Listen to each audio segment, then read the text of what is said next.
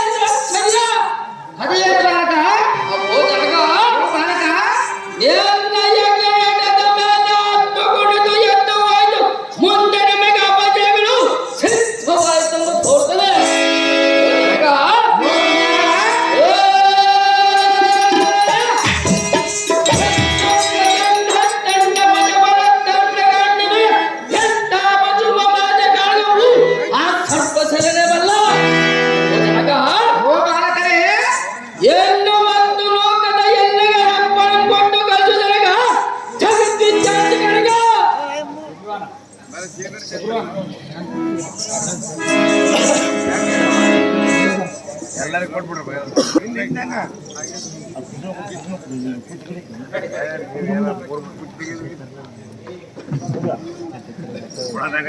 ಕೊಡಪ್ಪ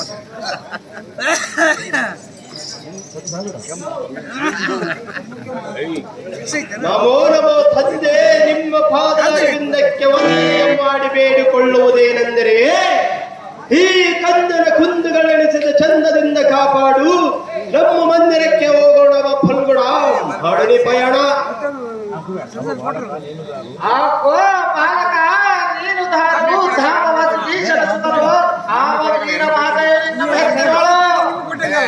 ಕುಮಾರನೇ ಪಡೆದ ಜನನಿ ಜನಕರೇ ಧನ್ಯರು.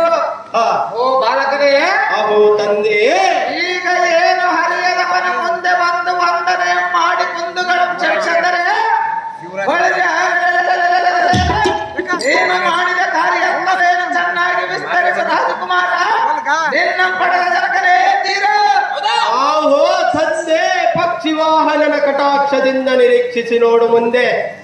ಚಿತ್ರಾಂಗದ ಅಮ್ಮನವರ ಗರ್ಭಾಬ್ಧಿ ಚಂದ್ರ ಕಿರಣಕ್ಕೆ ಪ್ರಾಯನಾದ ಸತ್ಕರ್ಮವುಳ್ಳ ಒಬ್ರು ವಾಹನನೇ ನಾನು. ಅವು ತಂದೆಯೇ, ಓ ಬಾಲಕ, ಉಲೂಪಿಯ ಕರಕಮಲಗಳಿಂದ ಸಲಹಿದ ಕಂದನೇ ನಾನು.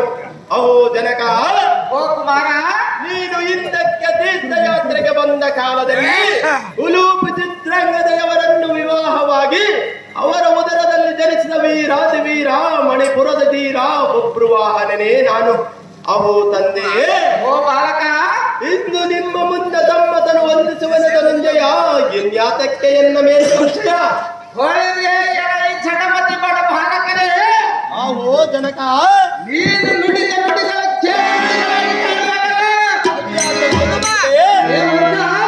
ಅಹೋ ಜನಕ, ಎನ್ನ ಒಡಲೋಳು ಜನಿಸಿದ ಮಗನೆಂದು ಕಡು ಬರದೆ ಎನ್ನ ಪಾದದಡಿಯಲ್ಲಿ ಬಡಿಸಿಕೊಂಡುವೆಯಲ್ಲ.